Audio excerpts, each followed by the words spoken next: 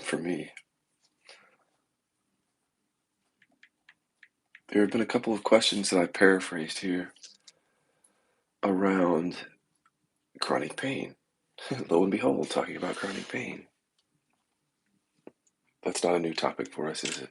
I mean, I've been sharing about that for my particular chronic pain situation for a long time now. Almost a year I've been public about it. Public meaning sharing the details of my journey. So, and sharing the details and explaining that I don't have that pain anymore. People contact me. People are doing sessions with me. A lot of people are doing sessions with me on chronic pain, actually. And many of you are just like thinking about it or in pre contemplation stage around a different approach to chronic pain. Anyway, the questions um, are loosely around my use of ketamine, which I've talked about briefly. And what one of the questions was, what happens when you get to something that feels like a physical sensation? I'm not going to give any kind of prescription for that. I'm not going to invite you in any way to do this work here, not on YouTube. I can talk about the work here, but I'm not going to demonstrate it here. I'll explain what happened for me. The ketamine came into my experience after about roughly almost 2 years of serious pain. So, in the beginning of those 2 years, I had surgery done. My conditions were a bulged disc. Uh, on the MRI, you could see these things: bulged disc, a narrowing of the vertebrae called spinal stenosis. So, in other words, narrowing so that it pinches the spinal cord, and then bone spurs. So, those are what you would see on an MRI, but it felt very different, or there was just a different sensation than that. Like, as I've said before, when I went in to look from awareness, I didn't see bulge disc, bone spur, spinal stenosis. I felt different sensations that seemed to be doing different things. I'll talk about that later. When I had surgery, apparently the surgery didn't do really any good. I don't know. But there's a history of back surgeries failing. There's actually a diagnosis called it failed back surgery syndrome. So it's so common that they put a name to it. They gave it its own diagnosis. Anyway, for 2 years after that, the pain kept getting worse and worse and worse and worse. This was the period of time where I was just resting as awareness. I wasn't doing any deep somatic inquiry with it yet because I didn't put two and two together. I didn't know that it wasn't purely physical. I thought back then that it was. Anyway, I'm answering these questions. One is about the ketamine. So fast forward 2 years after the surgery, now the pain is worse at that point. It was like a May of some year. And I've even said before, my husband said, the pain is worse. I can tell. Like, I didn't even say it, and he said it by just watching me live. So by that time, I had been taking Xanax for a while because it was a nerve pain that was very sharp. So for a few months, I took Xanax, and I knew that I wanted to get off of that. I had no idea I was going to be exploring it with inquiry. I had no idea of the healing that would take place. All I was doing then was just staying alive. Because remember, there was suicidal ideation from time to time. And doing the best I could to get pain relief, which at that time was through medications. Xanax belongs to one of those classes of drugs that is very powerful and can be addictive. So I researched a little bit around ketamine and I began taking that. So what ketamine did is a different kind of drug. I don't endorse any of these. I'm not recommending any of these. I'm not a doctor. I can't do that. I'm sharing my own experience. But what the ketamine did is just simply help with doing some somatic work. So the ketamine acted like an agent for a while in coming down into the body and exploring it. But it wasn't until after I got off the ketamine that went deep into the real depth of anger repression work. So there's the timeline, if you can see it in your mind. And for some people, this is important because they are contemplating or already taking medication, or they are contemplating doing work like this while they're taking medication or as they get off of it. So this is where the questions come from, just so you know, the thing about medication and pain.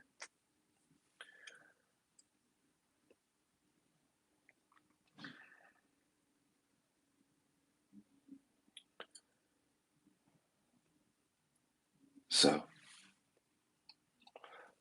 ketamine for a while, that left, and then no other hard drugs on that. Nothing. I mean, I took, what was the name of that? Gabapentin for a while. Very, very low drug. In any event, I'm going to get to the point here. I'm just answering questions. The question is, how did the ketamine help, or how did it come in? So I'm explaining this. Again, the ketamine wasn't there during most of the deep somatic inquiry on anger repression. And if you'll remember me sharing, it's that anger repression work that gave the most relief from the pain signal, the strong pain signal, nerve pain, actually.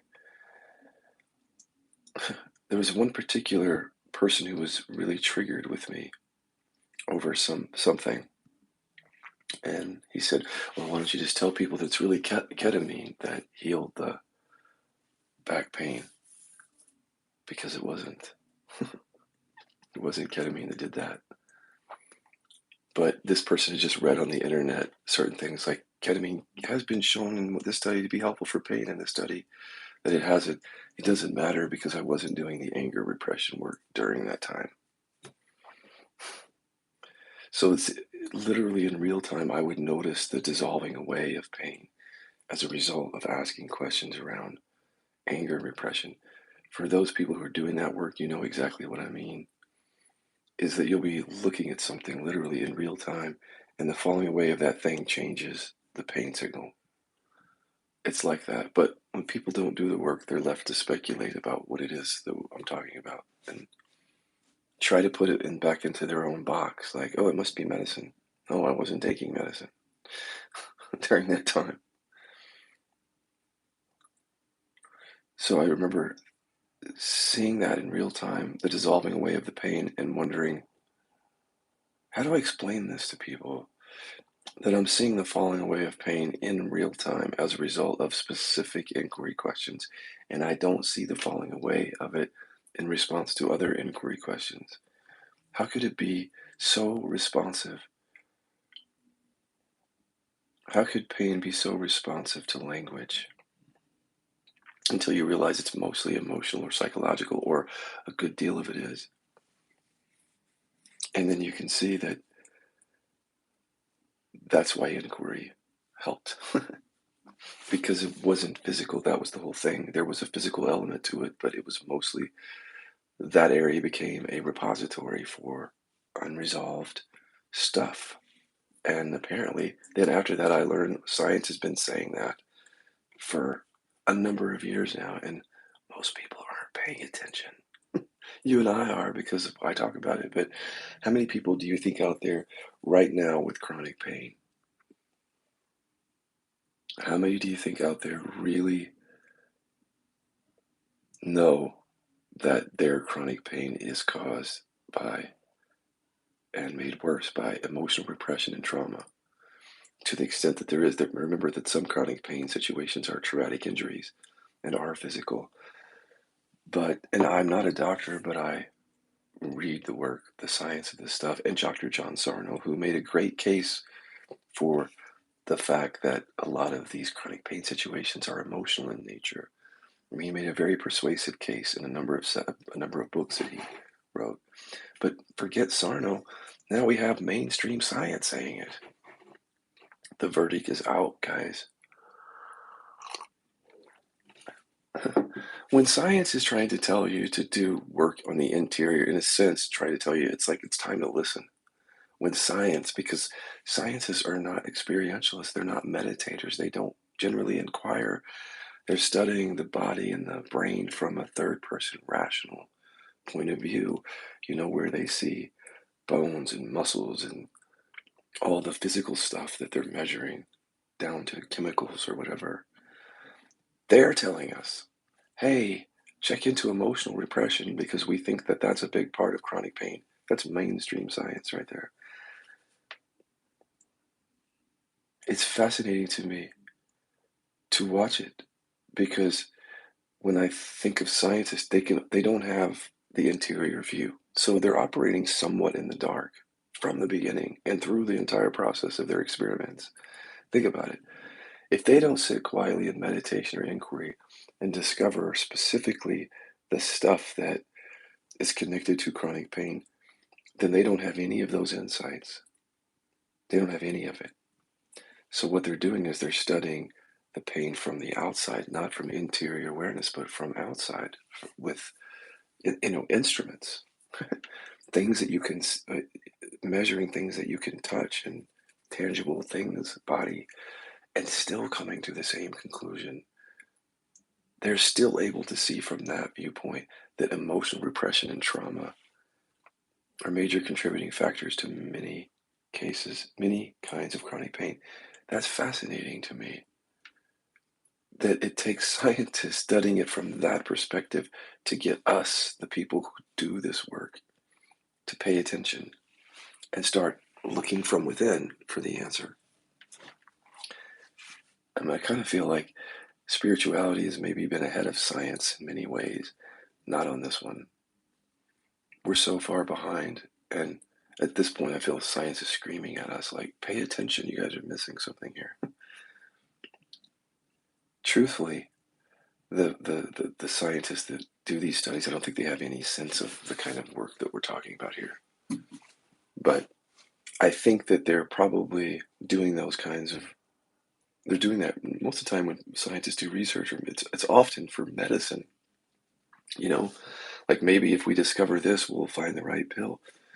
But inadvertently, I heard it and others have heard the message. And so instead of devising the next medication, we're going within.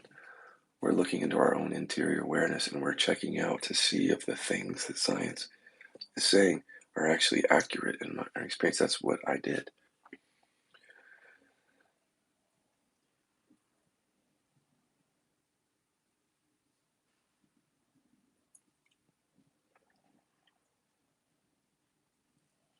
But I digress. The point that I'm making here is people have been asking me again to sort of sum up the way that healed for me. So I wanted to throw in the ketamine thing. Um,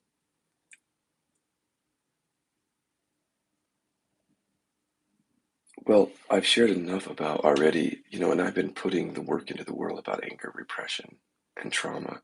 So I've shared enough about that. One of the questions that came in was the person reporting what they feel like to be a very physical sensation.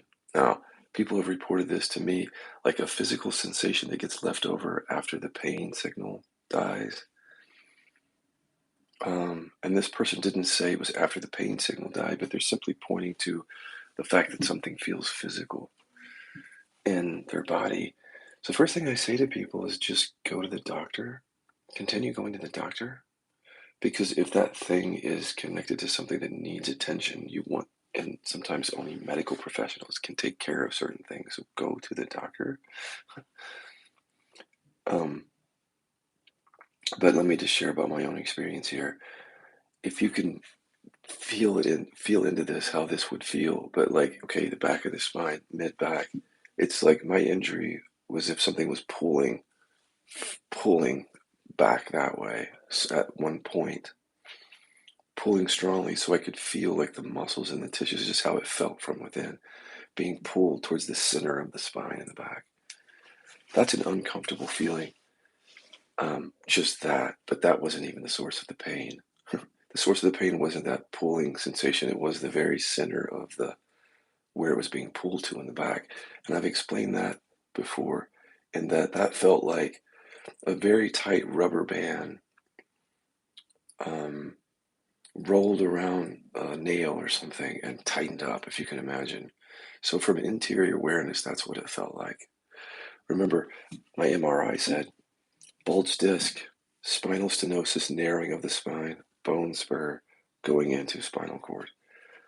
But from within, what I noticed predominantly was the sensation of something that felt like a bar or a nail and a very tight rubber band wrapped around it many times and tightened.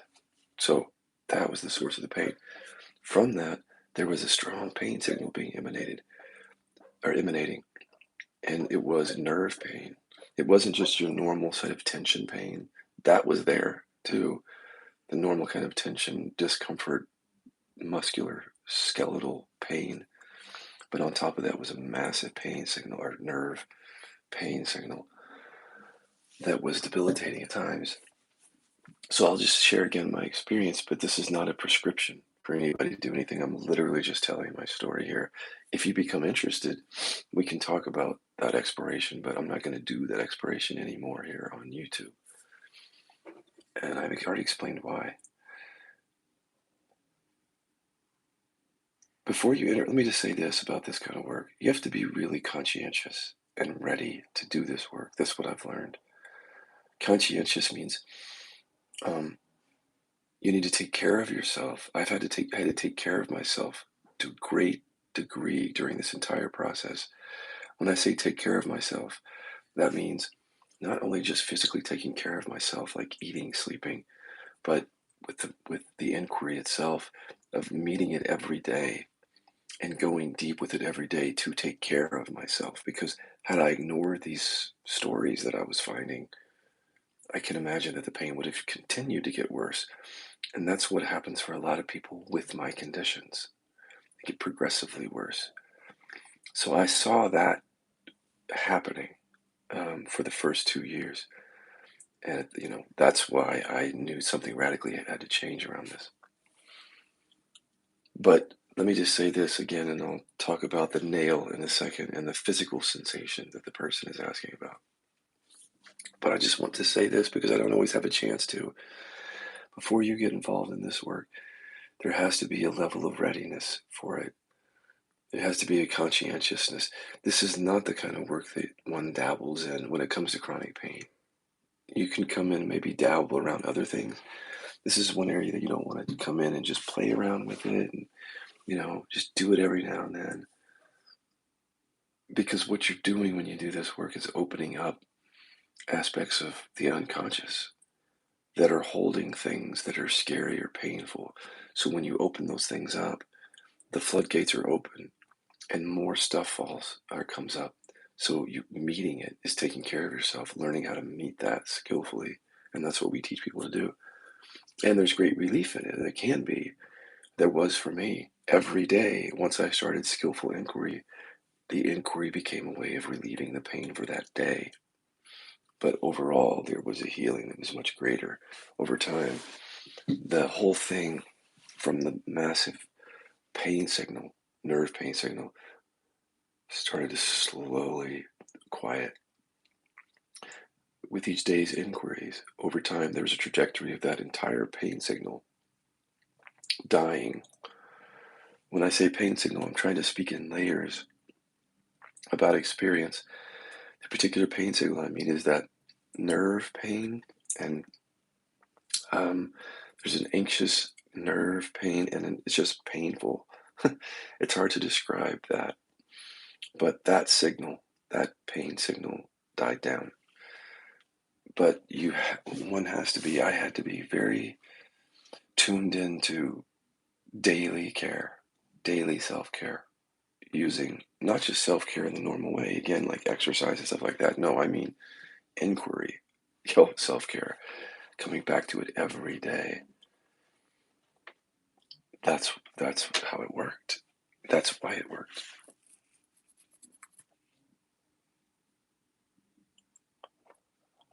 So the physical sensation after the pain signal was no longer there.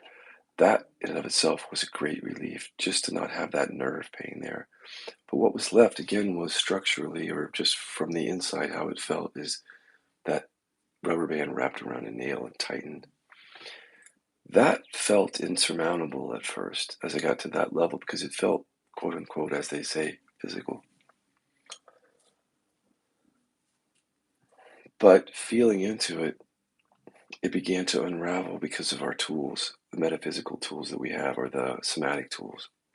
Essentially, giving it no resistance, learning how to feel into something with curious awareness in a way that not only doesn't resist it, but that almost supports its tension.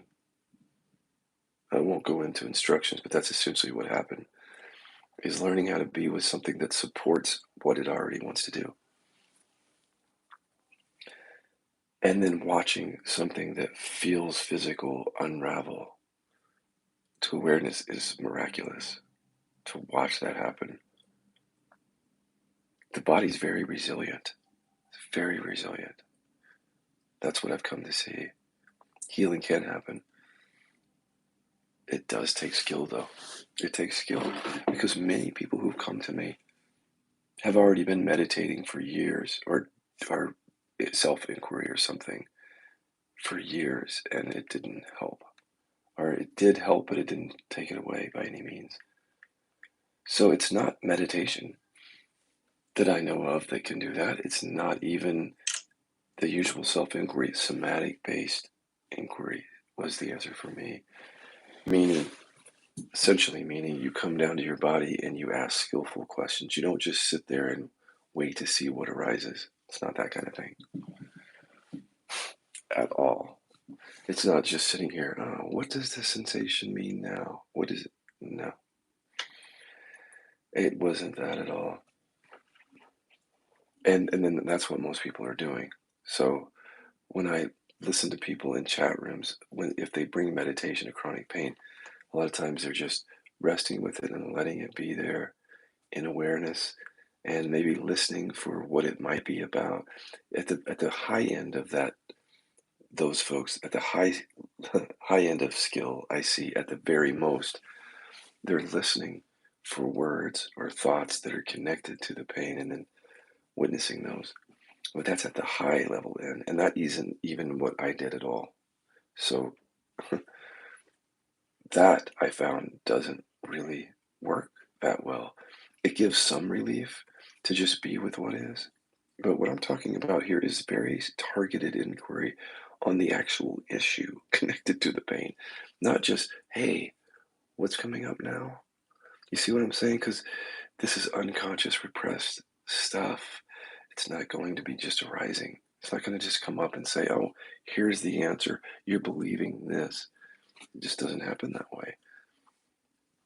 You literally have to you have to find it. You have to discover what it is, and that doesn't want to show itself because it's repressed and unconscious. So frankly, it's amazing that anyone can heal because it's unconscious and repressed. The stuff is. So as you can see, it took skill. It wasn't ketamine. I wasn't doing ketamine during that period, and it wasn't meditation. I wasn't meditating, just being with what is.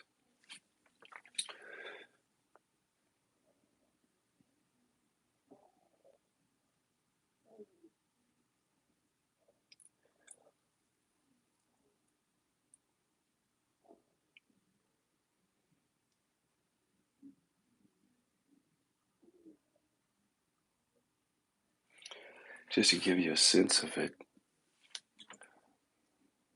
when people work with me, we spend some time, sometimes even a few sessions, where I have to help them correct certain methods they're using.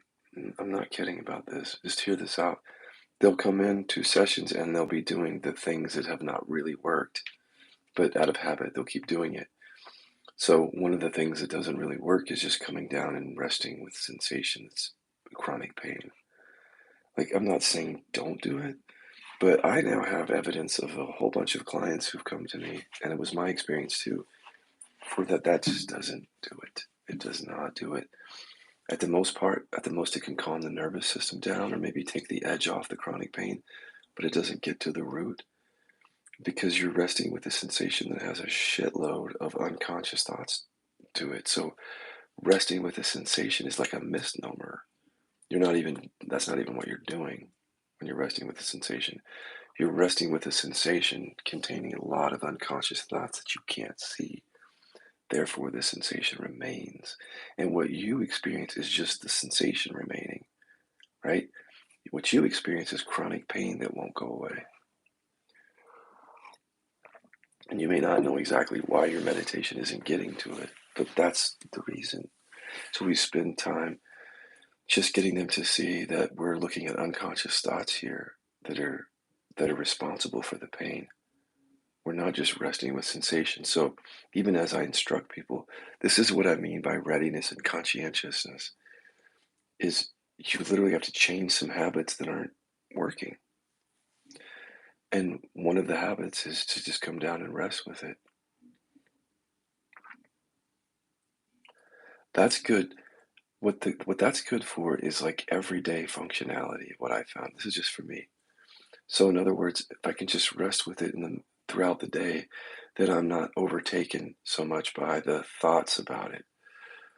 So when I'm just resting with sensation, the mind can be quiet. So it's not, it's not thinking about the pain.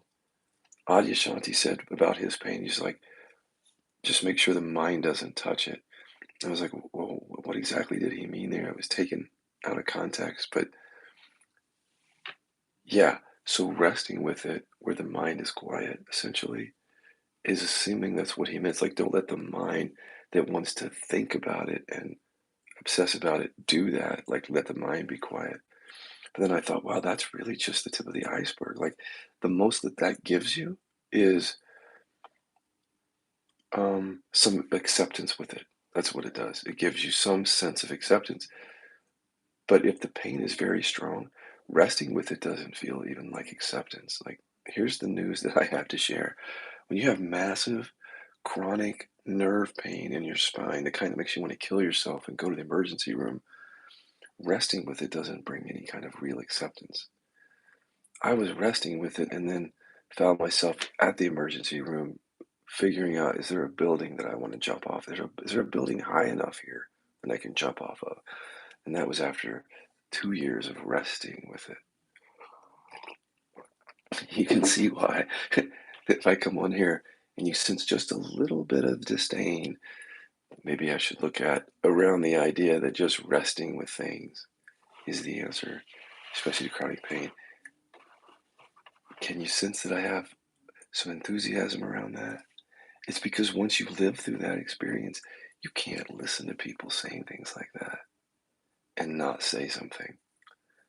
So when someone says, "Oh yeah, well, have you tried just bringing awareness to it and resting with it?" It's like, yeah, for 2 years, living in a non-dual realization, living as a non-dual awareness. I brought that awareness was brought to it directly, and it got worse and worse and worse. So you can understand why I talk this way. But this is, now that I'm not in a lot of pain, really any pain, every now and then there's a slight pressure sensation, but there's nothing to it. I actually have to make a weird face to feel it. It's very odd. I have to like stretch out my face and make this really weird face to even bring awareness into this thing. And even when I do, the work is still working on it because as I bring attention into it, it almost every time it just shifts and loosens again because it's all about how you're relating to something. Let me footnote this. I'm not saying that resting as awareness is not helpful because it is. It really is. And Adya's right that in resting as awareness, if you cannot let your mind touch something, even a contraction, it's a good way to get through the day, is what it is. A good way to live in some level of acceptance with it. My pain was just so intense, it just didn't matter. You understand, like excruciating pain.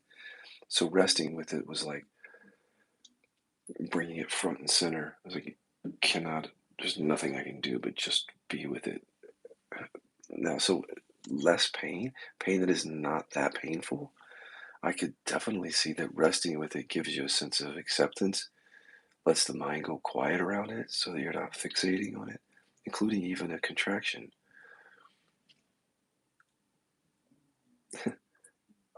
But what I'm saying is that you're lucky.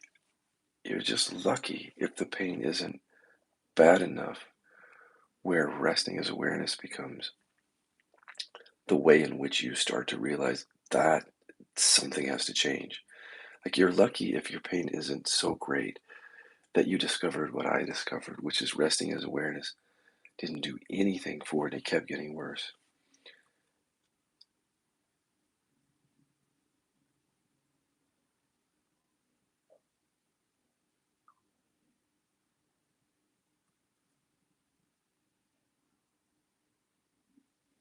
So I guess my answer to the question about the physical sensation, when I was reading the question, I was wondering, what is the person really asking? Are they asking?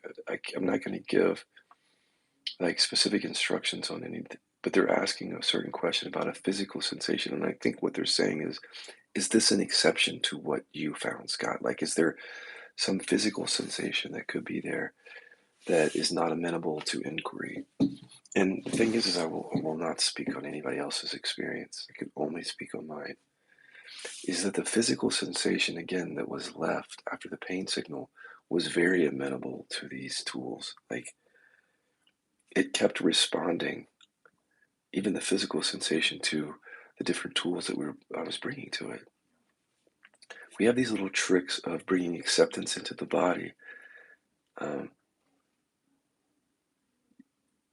without just demonstrating. It's hard to explain, but they're essentially based on not just resting with something, but resting in a way that literally supports or helps or encourages the movement of the resistance. So imagine if something is going like this, it's trying to go in your body in one direction. If you rest with it, it's still doing this. And then there's resistance there. Just this is just language. Go with me. But if something is moving, something else might be seemingly resisting it, like forces working against each other. Okay, when you're resting with it, all you do is that's an awareness. I mean, sometimes resting with it helps to unravel it. But what we're doing is we're feeling into that structure and then, well, almost like making it stay in the way that we're doing it. We have tools for that. So that's what I was saying that I was doing, just to understand the trajectory of my own experience in case it helps you. The work on the strong pain signal was all about anger repression, fear repression, trauma, still unresolved. Not much in the way of deficiency stories for me, some shame, but essentially all the drivers that we talk about, they were still connected. There was something connected to that.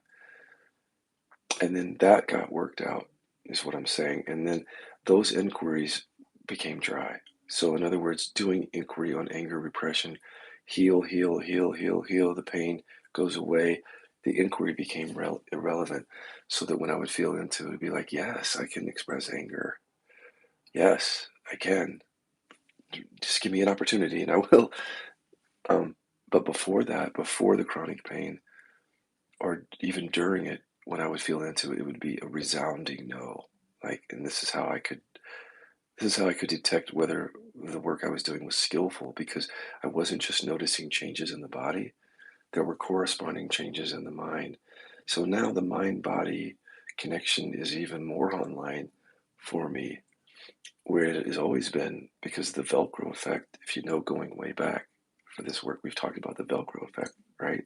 You know the word, the phrase. That's the mind body connection.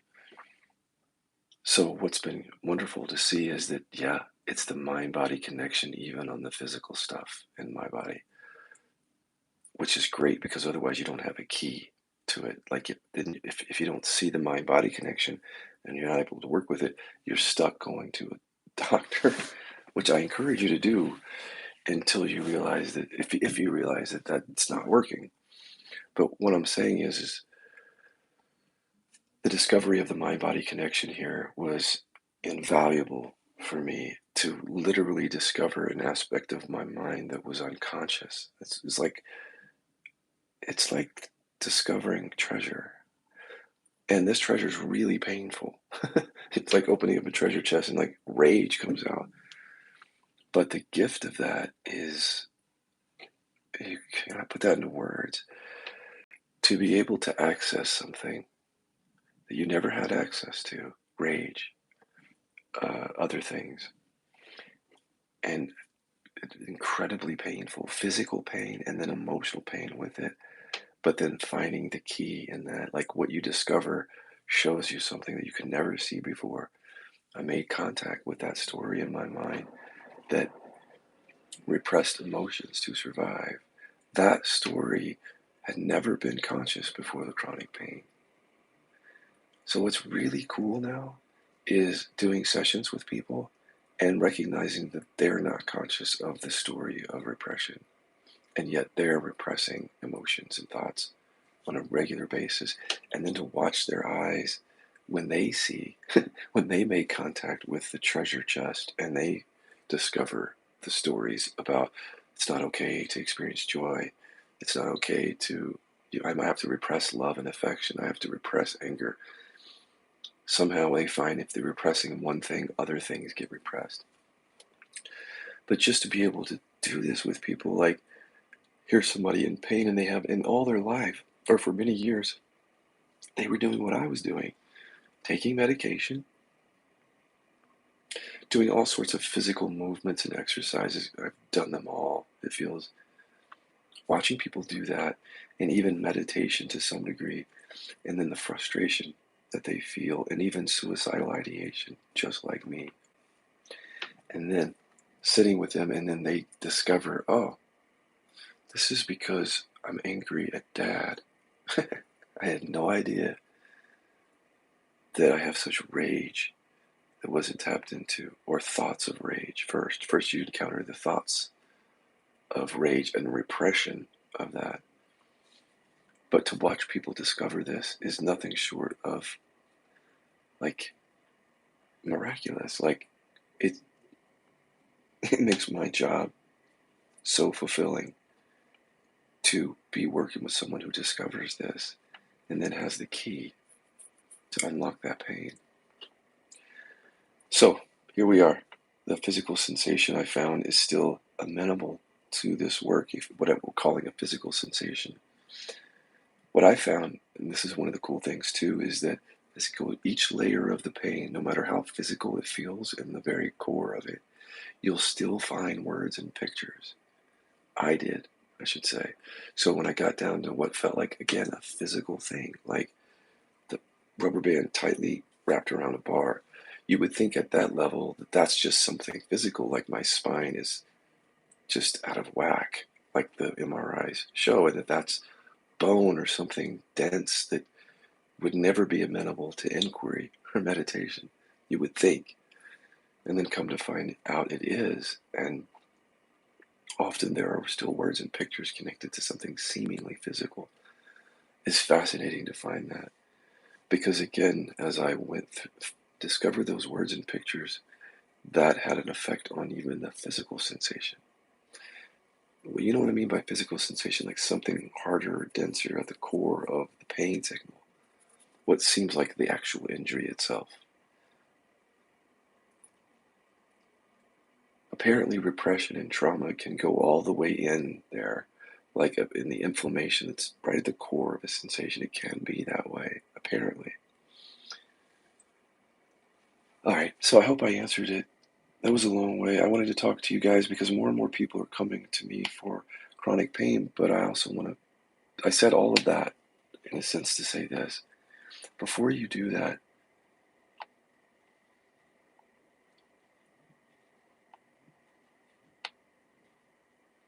contemplate whether you're going to take the practices that I give you very seriously. Like if you start to see any relief, is there something in you that can continue doing the work on a regular basis? Because if you don't, it just might be frustrating for you. It's like anything. If a doctor says, take one pill every day, and if you take that pill every day, this thing will be relieved within this thing may be relieved. And so it's like that if I'm showing people inquiry and then, but they don't do it.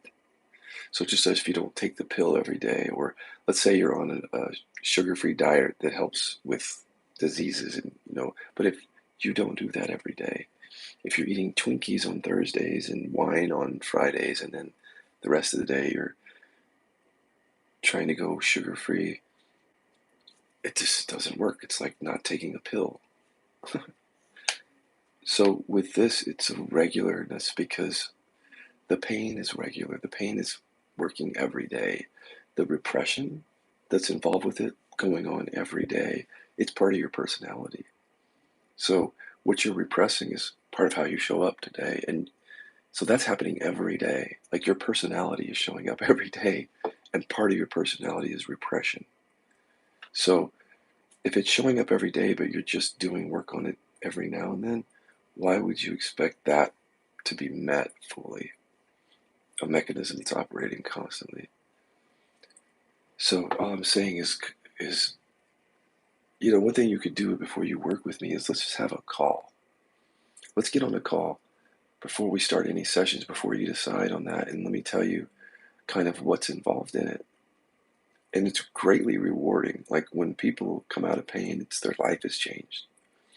But before you start the process, let's have a conversation about what this takes and the resistance to it.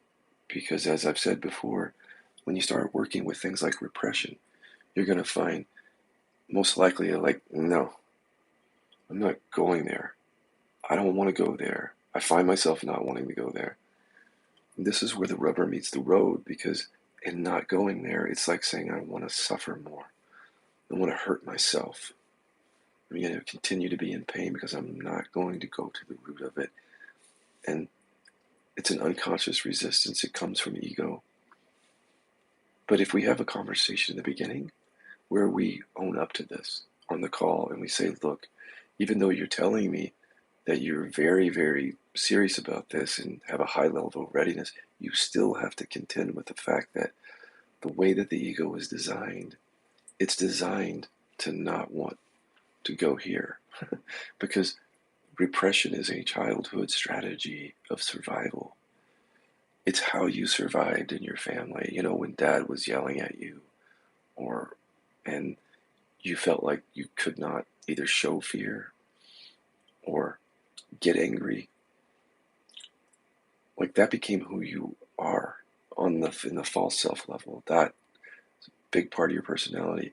So think about not only surviving, but probably getting something else from it, like whatever else, love and approval. Good way to get love and approval in this world is to just repress anger so that everybody sees you as spiritual or nice or good. But there's a cost to that. The point is that this isn't just some pattern tangentially affecting our lives. It's a core aspect of our personality. So when you go looking at that, it's like, oh, shoot, that's really strong there. This, not only the pattern that I need to repress the emotions, but the utilities, what I'm getting out of it, those are very strong thoughts. So I just want to make sure you know that before you go in. I'm not trying to scare you. I just want to make sure that I'm working with people who understand the context of what I'm doing with them somewhat before we start. All right, that's much more than I wanted to say. But there's a lot happening with this work right now. Like, we've definitely discovered something here. It's certainly for me. I don't want to speak for anyone else. But with it comes a responsibility to be really honest about it. And this is what it takes for a while, is some really deep, committed inquiry. And you will have to learn skills that are probably different than the ones that you have. And you're probably going to find out that some of the skills that you're using aren't as effective as you thought and might even be reinforcing repression. So you have to be kind of open-minded to hear all that and adjust accordingly. Okay, so that's it. I'm going to go over to my friends on the Facebook page and talk to them. Just to remind you, we are moving, me and the facilitators are moving to a private space on the internet that won't be YouTube. It will not be Facebook. And I've already seen the page. It's cool. I mean, it's like we're going to have video, interactive video, pre-recorded video, blogs, chat forums for people. There'll be different levels so that you can work up to becoming a trained facilitator, a certified facilitator. So as that move is happening, I'm inviting people to this new private Facebook room. You're probably tired of me saying it. I say it in every video. But go to my main Scott Killaby page. At the very top is a pinned post that has a dark night sky with one bright star. And if you click on that post, you'll see the link to this Facebook room. So what's cool about that Facebook room is that I'm doing experiential work with people. So I'm listening to them and I'm giving them specific instructions.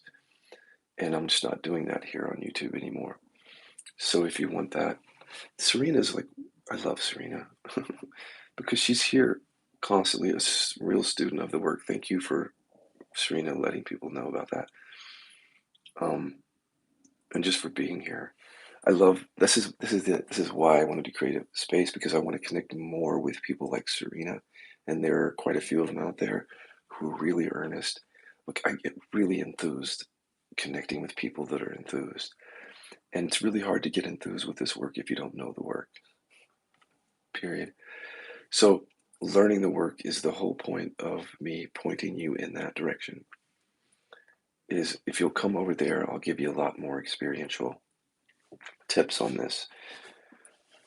And and if you don't like Facebook, just wait around, because we are going to land in this one place on the internet where it's not going to be you're not going to have the Facebook issues that you've had around politics or anything. So it'll be a safe space. If you don't like Facebook and you can't go to that account, just stay tuned to YouTube. I'll be on every now and then as we launch this in the upcoming weeks to give you links and directions on how to get to our final home on the internet, which I will announce. I'll announce the name of the platform sometime soon so you can check it out, and then we'll launch it probably sometime in November. So hang around. More will be revealed.